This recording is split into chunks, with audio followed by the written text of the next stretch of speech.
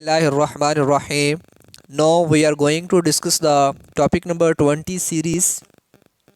तो इस लेक्चर में हम सीरीज़ के बारे में जानेंगे, सीरीज़ किस तरह की होती हैं, इनफाइनाइट सीरीज़, और इसके अलावा फाइनाइट सीरीज़ के बारे में जानेंगे। फिर उनके समीशन के बारे में जानेंगे कि उन सीरीज़ को सम कैसे करना है। तो ये लेक्चर जो है बहुत ही इंपॉर्टेंट है कि the sum of the term of the sequence के सीक्वेंस जो कहाँ से आती है, सीरीज़ से आती है, उनका सम कैसे करना है। तो जिसे रिप्रेजेंट किया जाता है A1 A2 and up to so on AN तक के लिए, और फिर उसको ये सिग्मा के नोटेशन से भी ज़ाहिर किया जाता है कि K is equal to 1 to infinity और AK। तो यहाँ पे क्या मतलब है इसका कि ये 1 से स्टार्ट हो रही है और इन्फिनिटी तक जा रही है, यानी कि ये हमारे पास इनफाइनाइट नहीं है, ये इन्फिनिटी है, यहाँ तक जा रही है। ठीक है, तो इसमें जो समेशन नोटेशन है ना, समेशन का, वो यही है कि द कैपिटल ग्रीक लेटर जो है सिग्मा का is use to write the sum of the shorthand notation के where k is the vary from 1 to n represent the sum of given in expanded from the term. आपके पास जो है A1 A2 A3 and up to so on AN। तो मोर जो है general जो है हम यहाँ पे देखें तो यहाँ पे उसने ना लिखा है कि from M to N। M से मुराद आपका स्टार्टिंग पॉइंट है और N से मुराद जो है इसमें क्या है, आपका एंड पॉइंट है। तो यहाँ पे जो K है, ये K आपके पास रिप्रेजेंट बताता है कि इंडेक्स क्या है, मतलब कि कौन से नंबर पे आप जा रहे हैं। तो यहाँ पे हम इसकी कंप्यूटेशन अगर देखें, कंप्यूटिंग देखें इसकी, तो यहाँ पे देखें A0 इज इक्वल टू उसने 2 दिया है, A1 इज इक्वल टू 3 है, A2 इज इक्वल टू -2 है, और A3 इज इक्वल टू 1, इस तरह up to so on A4 is equal to 0 है। तो अगर हम इनकी कंप्यूटिंग फॉर्म देखें तो मैं यहाँ पे आपको बता देता हूँ कि ये क्या हो रहा है यहाँ पे। तो यहाँ पे आप देख सकते हैं आयोटा जो है इज इक्वल टू 0 to 4 तक जा रहा है, यानी आपने एक दफ़ा उसकी जगह पे 0 पुट करना है, फिर एक दफ़ा 1 पुट करना है, 2 पुट करना है, 3 पुट करना है, 4 पुट करना है। और सिग्मा बताता है कि उनके दरमियान में एडिशन का साइन लगाना है। सिग्मा क्या बताता है, उनके दरमियान में एडिशन का साइन लगाते जाना है आपने। ठीक है, और फिर जब आपने वो साइन लगा दिए A1 A1 A2 A3 and A2 A4 की वैल्यू आ जाएंगी, फिर वो वैल्यूज़ उसने यहाँ पे दी हुई थी जो आपने यहाँ पे पुट कर दी हैं और आपने आंसर निकाल लिए। ठीक है, डेफिनेटली आपके पास अनदर जूस था, उसके अंदर भी आपने ऐसे करना है A2 A3 A4 and up to so on जो है। जब देखिए ना आप 0 पुट करेंगे तो A2 जो है वो 0 वैल्यू ले जाएगा, जब आप 1 पुट करेंगे J की जगह पे तो वो 2 बन जाएगा, जब आप 2 पुट करेंगे तो वो 4 बन जाएगा। तो इसमें हम ना A1 की वैल्यू लेके आएंगे ना A3 की वैल्यू लेके आएंगे। तो ये डिफरेंट हिसाब से होता है कि आपके पास कंडीशन किस तरह सी है, जिससे हम जो है वो कंप्यूटिंग कहते हैं। ठीक है, इस तरह से नेक्स्ट आपके पास जो है वो कंप्यूटिंग वैल्यू दी हुई है कि अगर आपके पास 2 आयोटा -1 जो है और summation iota is equal to 1 to 3 है, तो आपने यहाँ पे वैल्यूज़ की अगर पुटिंग करनी है तो कैसे करेंगे कि 2 1 और -1 जो है, यानी कि आपने आयोटा की जगह पे पहले 1 पुट किया है, फिर 2 पुट किया, फिर 3 पुट किया, और इनको जमा कर लेना है तमाम तर को जहाँ पे पुट कर रहे हैं, देन आपका वो फाइनल आंसर होगा। ठीक है, इसके अलावा हम यहाँ पे जो है कि 3 + 2 जो है, इसको अगर हम in the form of summation में देखते हैं जो 1 2 3, तो यहाँ पे देखें -1 to 1 है, तो -1 to 1 है, यानी कि -1 पुट करेंगे, फिर एक दफ़ा 0 पुट करेंगे, फिर उसके बाद पॉजिटिव का 1 पुट करेंगे। ये आपके जो पास लिमिट है ना, ये बताती है कि आपने कहाँ से शुरू करना है और कहाँ पे रोकना है। -1 बता रहा था कि यहाँ से स्टार्ट करना है, और ये पॉजिटिव का 1 बता रहा है कि यहाँ पे आपने स्टॉप कर देना है।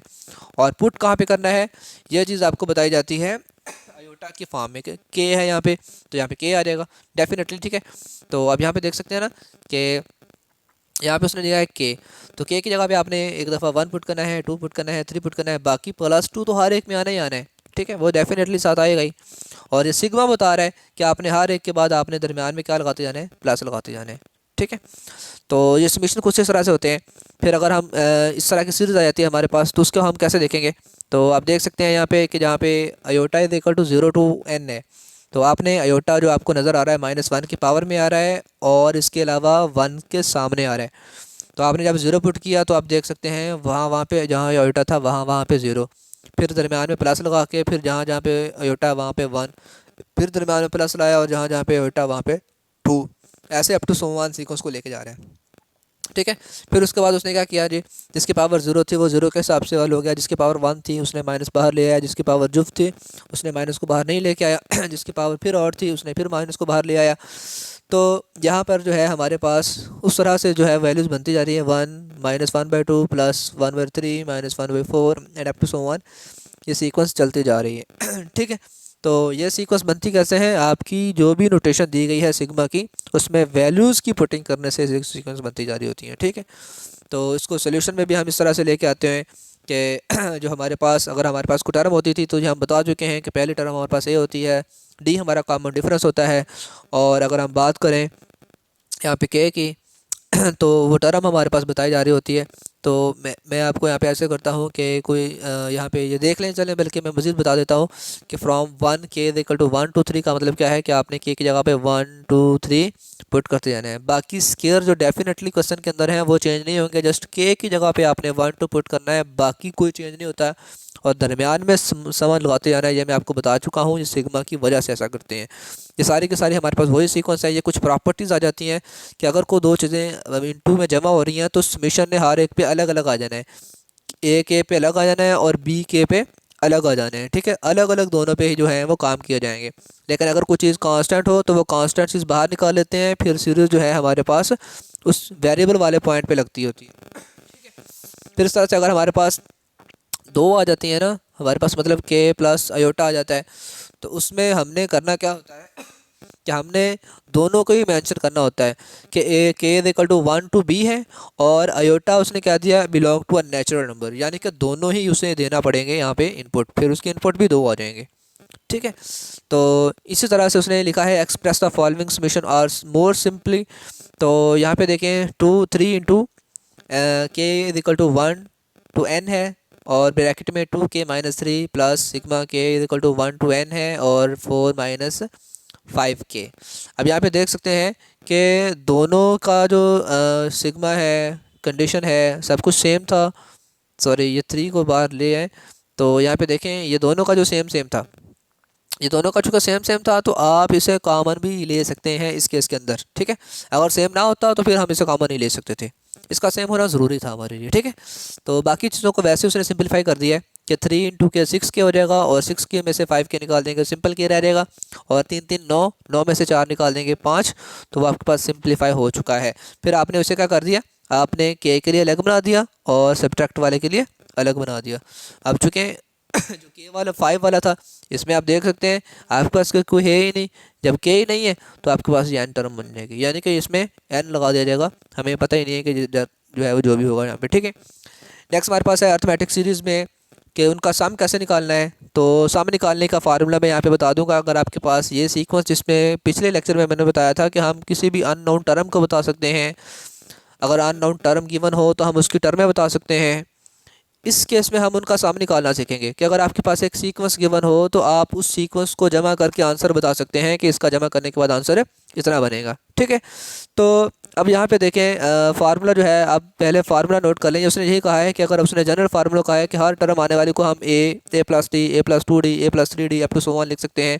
रिवर्स केस लिखा, दोनों को ऐड किया, ऐड करने से जो है ना, कैंसिल करने से बाद हमारे पास जो फाइनल आंसर बनता है ना, जिसकी मदद से हमने निकालना है, n/2 ब्रैकेट शुरू कर देंगे बड़ी, और 2a प्लस n-1d। अब इसमें n आपके पास नंबर ऑफ टर्म, a आपके पास फर्स्ट टर्म, और कॉमन डिफरेंस को d से रिप्रेजेंट करते हैं, n को बता चुका हूँ। इस तरह हम किसी भी सीरीज़ का सम निकाल सकते हैं। डेफिनेटली बहुत आसान क्वेश्चन है। ठीक है, अब लाइक देखें n टर्म के लिए भी निकाल सकते हैं, जैसे कि उसने कहा 1 2 3 and up to so on n तक जा रहा है, आप इसका सम निकालें। भाई हमें a तो 1 है, डी कितना है, दोनों को सब्ट्रैक्ट करके देखा वो भी 1 आ रहा है, एन क्या करना है, वो एन ही फाइंड करने हैं। तो फार्मूले में एन की जगह पे एन रह जाएगा, ए की जगह पे 1 आ जाएगा, डी की जगह पे 1 आ जाएगा, फिर उनको सिंपलीफाई करने से आपका फार्मूला जो है वो जनरेट हो जाएगा यहाँ पे। ठीक है, ये उस सीरीज़ का फार्मूला जनरेट हो जाता है। इसके अलावा उसने यहाँ पे एक हमें क्वेश्चन दिया है, हम इसे सॉल्व करते हैं।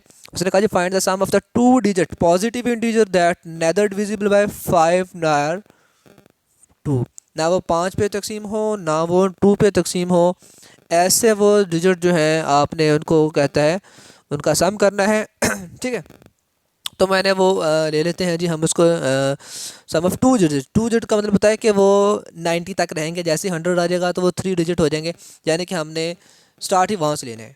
ठीक है, जो 2 पे भी और 5 पे भी डिविजिबल ना हो, और ठीक है, और वो पॉजिटिव हों। हम 9 10 भी नहीं ले सकते हैं क्योंकि वो 1 डिजिट होता है, हमने 2 डिजिट वाले लेने थे। तो मैंने वो तमाम तार 11 13 ये वो डिजिट हैं जिसमें डिजिट भी 2 हैं, और ना ये 2 पे डिवाइड हो रहे हैं और ये ना पे 5 पे डिवाइड हो रहे हैं। ठीक है, इसके अलावा ये तमाम तार डिजिट आ जाते हैं। अब इसको सिंप्लीफाई करने के लिए which is not arithmetic series, अगर हम इसकी सीक्वेंस को देखें ना तो ये अर्थमेटिक सीक्वेंस सीरीज़ नहीं है। हम इससे पहले अर्थमेटिक सीरीज़ बनाते होते हैं। ठीक है, हम इसको क्या करते हैं, सबसे पहले अर्थमेटिक सीरीज़ बनाते हैं, उसके बाद हम वो फार्मूला लगा सकते हैं, अदरवाइज ऐसा नहीं कर सकते। तो अर्थमेटिक सीरीज़ कैसे बनाई है हमने देखे हैं, तो मैंने 4 4 को जमा किया है, 1 से लेकर 90 तक, फिर 21 से लेकर 29 तक, and up to so on. अगर ऐसे उसने वजाहत भी बता दी है, मैंने क्या किया, 4 4 टर्में ले ली हैं। जब इनको मैंने जमा कर कर देखा तो 60 100 140, मतलब हर एक टर्म के अंदर 40 का कॉमन डिफरेंस मुझे मिल गया। अब ये क्या बन चुका है, टर्में तो वही हैं, लेकिन मैंने सम करने से क्या बन चुका है, मेरे पास जो नई सीरीज़ बनी है ना वो एक अर्थमेटिक सीरीज़ है, क्योंकि उनका कॉमन डिफरेंस बिल्कुल है। तो अब मुझे कॉमन डिफरेंस मिल चुका है, मैं क्या कर लूँगा, मैं तो खामोशी से पहले क्या करूँगा, पहले मैं देखूँगा कि लास्ट टर्म का कितना आंसर बन रहा था। करते करते मैंने देखा लास्ट टर्म का बन रहा था 380, तो मैंने 380 जो है उसकी पहले टर्में बतानी है कि इस तरह की कितने टर्में बनेंगी, 40 100 140, मुझे कितनी टर्में जाऊँ तो मुझे 340 तक आएगा। तो 40 का डिफरेंस करते करते कितने हैं कि मैंने वो फार्मूले से कैलकुलेट कर लेना है।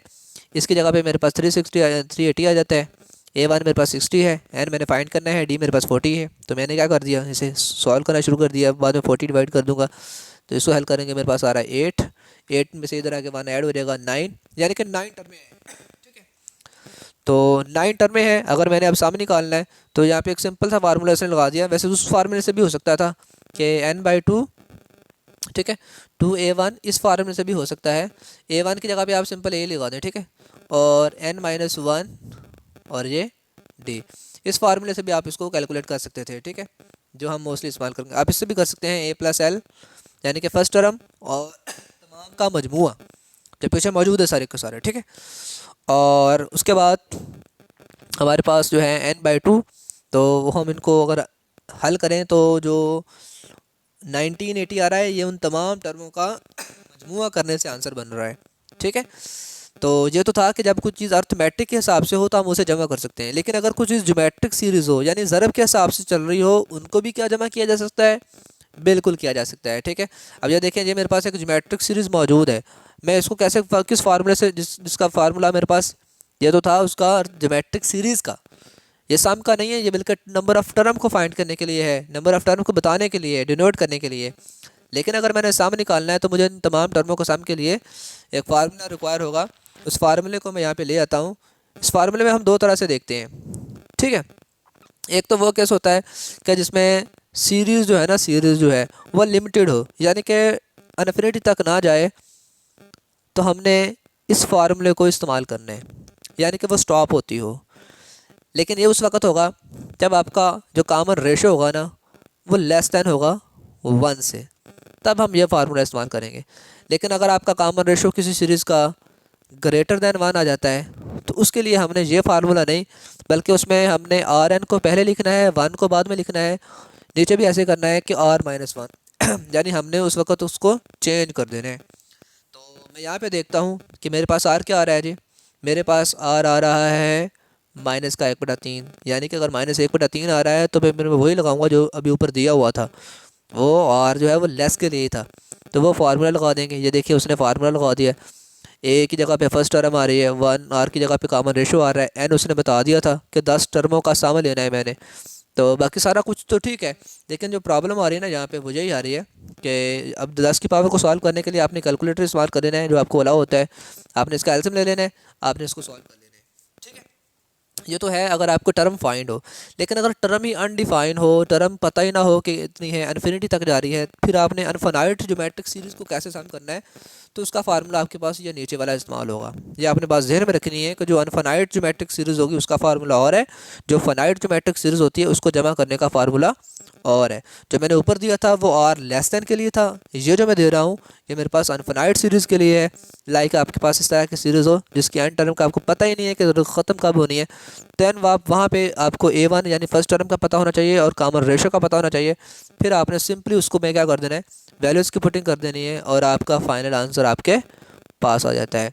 ठीक है, तो इसका फार्मूला भी बहुत स्मॉल है, इसमें जस्ट वैल्यूज़ की पुटिंग होती है और कुछ भी नहीं है, जो आपकी प्रैक्टिस से इजीली हो जाएगा आपसे। ठीक है, फिर उसके अलावा हमारे पास यहाँ पे आ जाता है फाइंड द कॉमन फ्रैक्शन, कि कॉमन फ्रैक्शन किस तरह से निकालते होते हैं। ये भी बहुत आसान होते हैं क्वेश्चन। आपके पास जो भी पॉइंट गिवन है, आपने क्या करना है, पहले उसका पॉइंट इस तरह से लिखना है कि ये चलते जा रहे हैं। कॉमन फ्रैक्शन मतलब कि हमारे पास 8 1 8 1 8 1 8 1 ये सीरीज़ चलती जा रही है। फिर आपने उनको इस फॉर्म में लिखना है कि जिनको जमा करके ये फॉर्म बन जाए। अब देखें, पहला पॉइंट मेरे पास क्या है, 0.81। फिर उसके बाद दो में, चूँकि ये 2 पॉइंट है ना, 8 1 दो नंबर है ना, तो मैंने दो नंबर 2 0 लगा के फिर नंबर लिखा। अब मैंने यहाँ पे 4 नंबर बता चुका हूँ, तो नेक्स्ट टर्म में मैंने 4 0 लगा के फिर नंबर बताया। क्योंकि अगर ऐसी टर्म में लिख रहा हूँ तो इसका मतलब ये है कि इन तमाम को जमा करने के बाद मुझे ये आंसर दोबारा मिल जाता है। ठीक है, लिखने का अंदाज ये होता है कि आपने अगर फर्स्ट 8 1 लिख लिया है तो फिर आपने 2 0 लगा के 8 1 लिखना है। अगर आपने 8 1 2 0 लगा के लिख दिया तो आपके पास टोटल 4 हो चुके हैं। नेक्स्ट टर्म में आपने 4 0 लगा के फिर 8 1 लिखना है। आपने फिर क्या करना है, आपके पास सीरीज़ बन चुकी है, आपने A1 फर्स्ट टर्म ले ली है, किसी को डिवाइड करेंगे, आपके पास कॉमन रेशो बन चुका है। अब चूँकि वो इनफिनाइट है, इनफिनाइट का फार्मूला लगा दिया। ठीक है, और इसमें वैल्यू पुट की और आपका आंसर आ जाएगा। इस तरह आप किसी भी डेसिमल को फ्रैक्शन में लेके जा सकते हैं, डेसिमल को फ्रैक्शन में लेके जा सकते हैं, बटे में लेके जा सकते हैं। और ये उस वक्त पॉसिबल होता है जो रैशनल होते हैं। इर्रेशनल के लिए ऐसा नहीं होता। जो रैशनल होते हैं, जिनकी एक सीक्वेंस, मतलब 81 चल रहा था ना, जिसकी वजह से हमने ऐसा कर लिया, अगर वह इस फॉर्म में ना होते, इर्रेशनल होते, तो हम उसके बटे में नहीं लिख सकते थे। ठीक है, ये हमारे पास कुछ प्रॉपर्टीज़ हैं सम के। जो सीरीज़ अगर इस तरह से चल रही है तो उसका ये बनेगा, और स्केयर वाली चल रही है तो ये बनेगा, और क्यूब वाली बन रही है तो उसका ये वाला बनेगा। इसको जहन नशीन रख लीजिएगा। अगर नहीं है तो फिर आप इसमें वैल्यूज़ की पुटिंग करके देखें। एन की जगह पे 1 पुट करें तो आपको सेटिस्फाई होगा, जब आप 2 की जगह पे पुट करेंगे तब भी आपको सेटिस्फाई होगा। ठीक है, कैसे पुट होगा मैं आपको चलो बता ही देता हूँ। लाइक अगर इसको सेटिस्फाई कराऊँ तो मैं एन की जगह पे पुट करता हूँ 3, तो क्या बन जाएगा, 3 + 1 बटा 2। तो 3 में 1 जमा करेंगे 4, 4 को 3 से ज़रब दूंगा 12, 12 को 2 पे डिवाइड करूँगा 6। तो आप कह सकते हैं कि चूँकि मैंने की जगह पे 3 पुट किया था ना, पहले 3 टर्मों का सम क्या है, 6 कह रहा है, तो आप देख सकते हैं पहले 3 टर्मों का सम भी 6 ही होगा। इस तरह से आप इसे चेक कर सकते हैं। ठीक है, दैन उसने यहाँ पे पॉइंट वाले बता दिया, तो मैं आपको बता चुका हूँ कि अगर आपके पास सीरीज इस तरह से हो तो आप उसे अप टू सो ऑन अलग अलग भी फाइंड आउट कर सकते हैं कि 1.5 5.1। तो आपने क्या करना है, इनको अलग अलग फाइंड आउट करना होता है कि आपने हर एक पॉइंट के लिए अलग अलग फाइंड करना है। ठीक है, तो आपने अगर कोई नेक्स्ट लेक्चर ख़त्म हो चुका है, अगर कोई प्रॉब्लम हो तो आपने लाजमन डिस्कस कर लेना है। All the